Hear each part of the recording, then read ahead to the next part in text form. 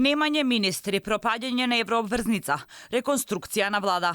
Ова е цехот кој народот го плаќа додека двоецо ДУИ СРСМ се обидува по секоја цена да ја задржи власта.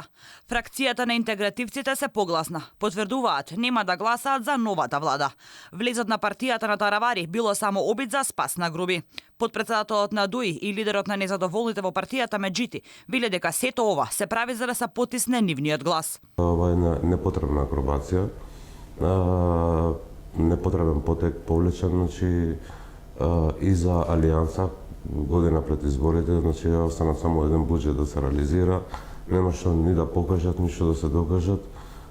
Чисто, значи, коалиција за дневна политика да се потисне гласот на различното размислување во ДУИ. Фракциите во ДУИ трајно го менуваат политичкиот опус во албанскиот политички блок, сметат аналитичарите. Сефер Селими веле дека влезот на Алијанса е само заради тоа што ДУИ меѓу себе не си ги расчистиле сметките. Па секако дека расколот во ДУИ може сериозно да влијае во политичката сцена на Република Северна Македонија. Токму поради тоа што ДУИ е најголемиот партнер на мнозинството, на актуелното мнозинство.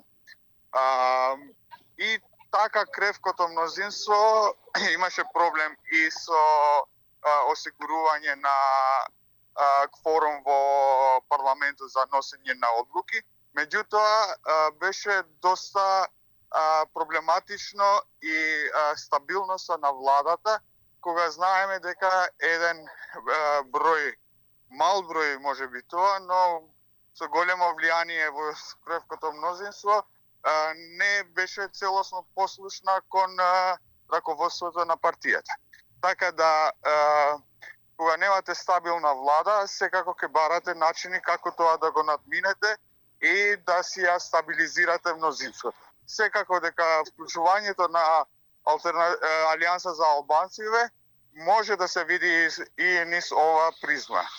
Дека ваквите нагли промени во власта се случуваат заради ривалството во партијата на Ахмети, вели аналитичарот Енвер Салихи, кој кажува дека на идните избори овие премрежја може да резултираат и со одлевање на гласови од контото на ДУИ. Сите поставки што ги имат во ДУИ се зборат дека тие немаат никаква моќ во ДУИ и тие со тоа нема да се согласат. Ама ќе му одлеат гласови? Ќе му одлеат голем број на гласови во изборна единица 1 и 2. И покрај сите премрежја, сепак Ахмети стои цврсто со груби. Дали тоа ќе биде причина за тотално нов политички пейзаж во иднина, останува да се види по гласањето за новата влада, но и на идните избори.